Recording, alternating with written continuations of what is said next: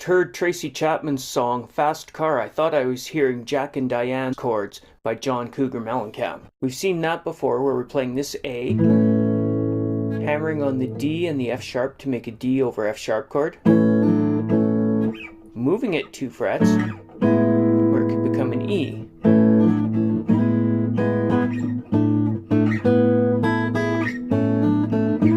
And then there's an A up here.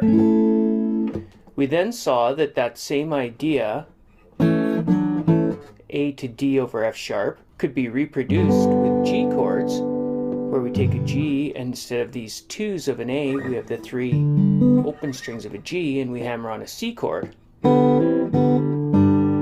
we would have a G in the bass, open D, G, and B strings, and hammer on the C and the E note, making a C over E.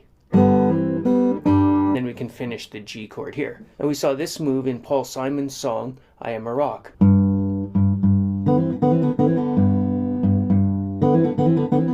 there's the G, hammering on the C. When I heard Fast Car, I thought it was just doing one of these. First I thought it was in A.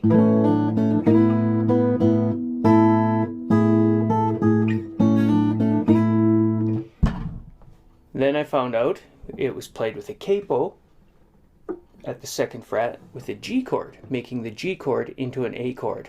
And I thought it did the same thing. G with a C, maybe sliding into a D, G and D perhaps. Very close, a lot of the same sounds with the same ideas, but what we really do is just slightly simpler. Instead of the full C chord, it's just a sus on the G. So we'll play the G note, the G and B strings, plucking them with your fingers, and hammering on the C note itself, rather than a full C chord. When we go to the high D note, we haven't transferred to a D chord as I would have guessed, but just a G chord with the D note in it. So that's here, G, open G, and a D note. Then the D and the G are separated. That little action there becomes a theme of the song. So G with the C note, G sus, hammered and removed, then the D note. So much less action than I would have presumed thinking of Jack and Diane chords. And then we get an idea we're going to develop later on quite a bit more. We move up to the 7th fret relative to the capo, so it's actually the 9th fret, and what would be an E minor chord in the key of G. On the guitar this is an F sharp minor, but we're counting everything from the capo. So you get the root and the 3, and these are pinched with the open G string. You don't always hear this high note or this bass note. At first we'll leave them out, so I've marked them off separately here.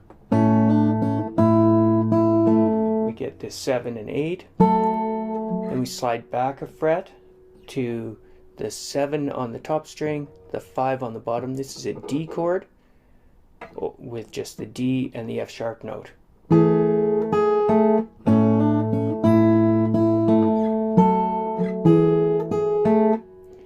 This chord, notice the 7 and then the open, just like the 3 and open on G. That's one of your themes. E, D.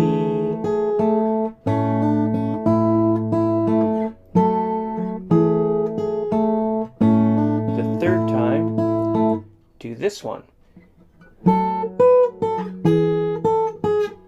When you grab your 7 and 8, go for a 10 on the 2nd string after the 8, and then on the D chord with the 5 and the 7, grab an 8 there. And that's the only time we hear that for a long time. Otherwise it's repeating these, sometimes with another bass note. Different transcriptions will tell you this is happening all the time. Some will not ever acknowledge it. You can hear it in the background, but whether or not it's that guitar is up for debate sometimes. I'm going to put it in.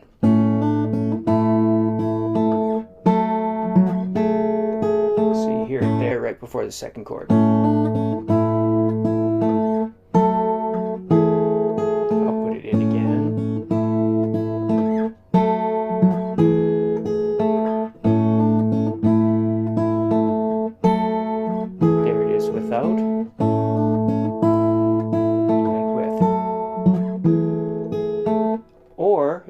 Combs version, they hit this high note every time. In the Tracy Chapman, you'll just hear it some of the time. I prefer it all the time.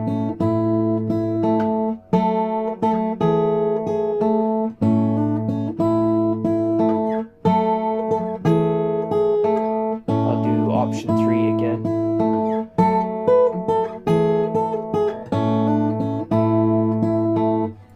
And that's all there is to it. I just wanted you to see how it's the same idea as the Jack and Diane chords, just executed slightly differently with the G chords.